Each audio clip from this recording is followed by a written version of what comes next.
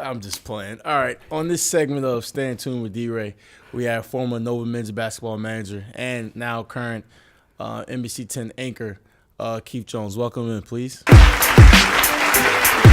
you doing, man? Good to see you. You too. So we talked about it now, and you're now a current teacher at Villanova. So just tell us a little about that experience now.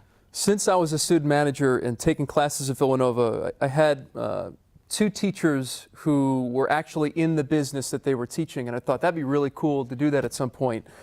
I got to Philly in 2012 on air, and an opening here opened up 2013, and I said, I got to take this. And it was broadcast journalism, free reign of this black box studio, which was great. Get an opportunity to connect with students and re-experience selfishly that naive passion that we all lose once we graduate. So it's a selfish thing on my part to be able to do that, but it's endlessly rewarding and fulfilling to try to play a role in a student's life and be that person that I wish that I'd had when I was here. With your job now and as an anchor, and okay, got it. Phil, that was a heck of a job. What's going on, my friend? How you doing? Very good. Yourself? Thank you, Philip. Thank you so much. Yeah. Thank you. You're good. How you been, man? I've been great. By the way, you get this all right. So as a former student of mine, yes, talk shows, usually the host is a lot taller, already 6'8", right? Yeah. But you're also leveled up a little higher, couch is lower, puts you in a power position. I did not. I'm already nervous about this. I'm so sorry, to be honest. I didn't lower the chair. That was my fault. That was my fault. You got it all right. Thank you, man. Thank you. So I obviously took the class that Philip was, so kind to ask you about, and like I said, so could you tell the viewers out there what the class focuses on? It's all about, at its core, it's about telling good stories, mm-hmm. and it's about being authentic. Yes. I think what makes any great story is a good character, and what people often relate to most is emotion. Yeah. People at home, when they're watching television or watching a soap opera or watching a talk show, yeah, they can see immediately that moment someone's being fake. Yeah. And the moment they see that, they've got the power over you and they can change the channel. Yeah. So I think my class, at least I attempt to teach authenticity. Yeah. And I think so long as you're being yourself, I think you can be successful on television. And you also have to apply yourself and sacrifice. Of course. So, we have to just rewind it back. Yeah. Obviously now you're the anchor on NBC 10 at 5 o'clock.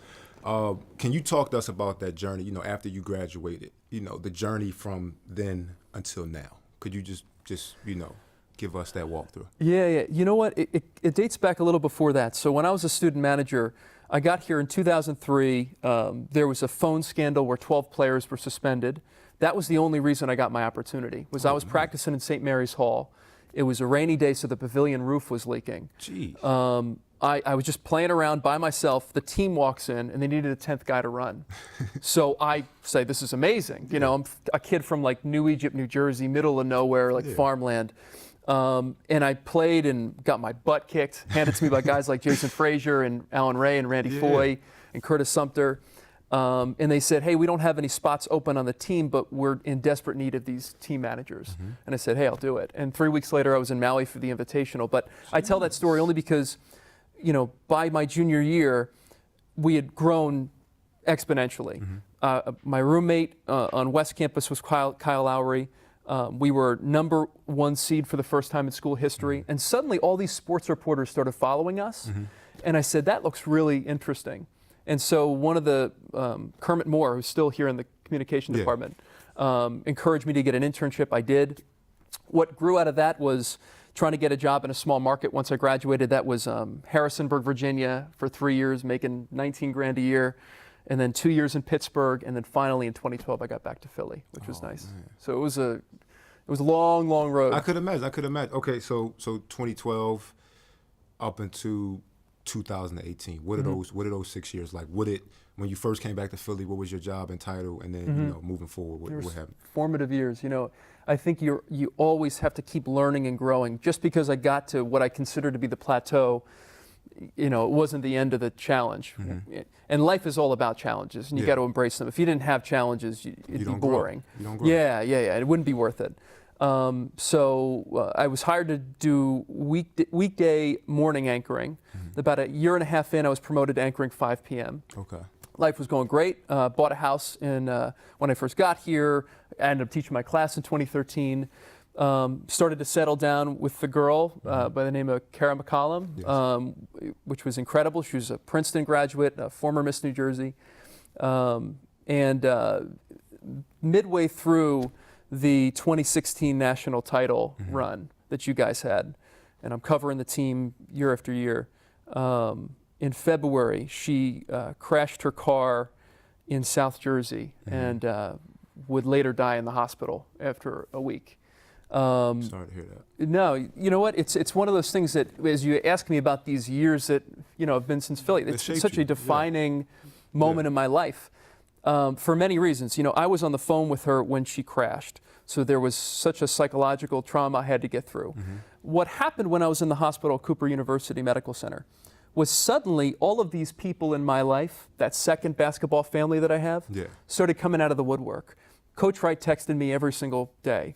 Mrs. Wright texted me every day. All these guys from my squad, Randy Foy, Mike Nardi, Georgi Alkovich, a lot of people came out of the woodwork. Father Rob came to, because he started the same year I did, Father Rob came to the hospital, I think 3 or 4 times, and ended up reading Kara her last rites. During the funerals, the team sent a bunch of stuff.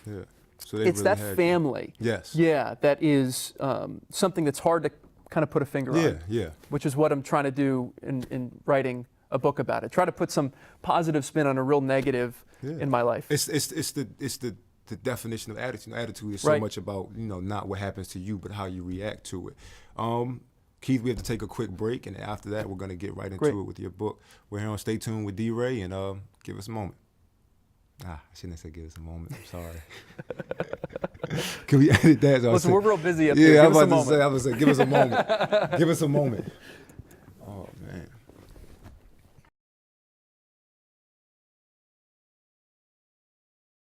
Hello, and welcome back to Stay Tuned with D.Rey. We're here with Keith Jones.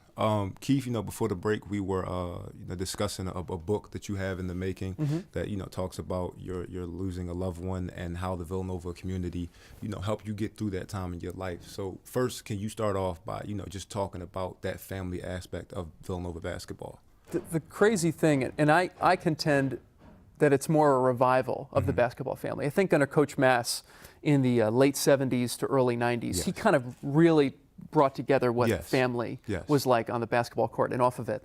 And I think Coach Wright revived that. Coach Wright intensely admired his mentor in Coach Mass. So what I got to experience when I was here was kind of that revival. There were a lot of character building moments. But one thing I found remarkable was what Coach Wright told us day one when he came in is the same exact stuff he's telling people to this day. Exactly. Tradition never graduates. He was given the stonecutter parable, the tap the rock. He was preaching attitude that you can control only so much in life. Mostly you can control the way that you handle it. And all of these things, sure, they apply to basketball, but they also apply to life off the court. Another thing he kept saying, which really resonated with me, was hard work beats talent when talent doesn't work hard. So you had all of these kind of pillars that he built, and he believed in them wholeheartedly. People, when he first started, took a while to kind of buy into it. And then finally we did, and all of a sudden we see, incredible success. So I felt that was kind of the birth of the basketball family, at least the foundation of it. And it also grew within all of us too, because we all bought in. And then suddenly we take that in our lives to other people. Exactly. And so it just constantly grows that way. Okay. Not like I said, it was something I really wanted, because it's always interesting. You, like a family, you have different perspectives on it. But one thing that you seem to hear, is sort of a motif across just the board with it, is the fact that, once you enter this family, you're in it. You're in it, and they always have your back. Like you said, you're working in Philly, obviously, but you're not as involved with you were with the team as a manager. But being an anchor, you see how everybody, full circle comes back and helps you through that time in your life. And, that's really beautiful, man. Like I said, I thank you for sharing that. Of course. Definitely. So the book. What exactly do you want the book to get across? What do you want the purpose of the book to be? It's a great question. So there's this crazy evaluative process that you go through trying to figure out, what I want out of it. Yeah. I want to put my finger on what happened in my life and turn it into a positive. And how do you do that? Well, I open myself up fully, so it's full disclosure, but it's also a book that pays tribute to the people in our lives that have stayed in our lives and that sincerely want us to do well and support us. So at its core, I think the book is, number one, a commentary on the human condition that we all endure day to day, but also a tribute to family that isn't necessarily blood. Yeah. Yeah. That's amazing. And I can say this to you, for you guys, so you graduate and you go on and do other things, you start to realize as you leave it, and as you said too, you're not as involved, obviously, because you can't be. But, so long as you continue to maintain those contacts, even in a limited way, you'll always be welcome back. And Coach Wright's done a really great job of that. Yes. Of I can come back in the locker room, even with my reporter cap on. Yeah. In a lot of ways, the enemy. Exactly. Sometimes, there's some reporters that are brutal. Yeah. And they pry, and I've witnessed that in my life, with regard to my time as a student manager. I could still walk in there and feel 100% comfortable. I can interview Coach Wright and he'll put his arm around me afterwards. Yeah. That's a special bond that you're not going to get, arguably anywhere else in the country, I think. Yeah, no, definitely. That is definitely a theme of the team. Like I said, when I came in, we saw as players, we thought, oh, it's just, the players. And then as you grow in the program and you find out it's anyone who was involved with this in any way, in a positive manner, right, your family, right, you're in it forever. How have you experienced that? Well, for me, it was this, reaching out to guys, for example, I said we wanted a live studio audience. I had the vision of this show, and honestly, a huge part of it was your class. And you, as a person, I was just like, I really admired that. So I want to touch on that to an extent. So I start reaching out to guys. I get back. One of the first people I met with was actually our first guest today, Tony Chenault. I share the idea with him. I share the idea with people. Guy. Yeah, I share the idea with people in the program.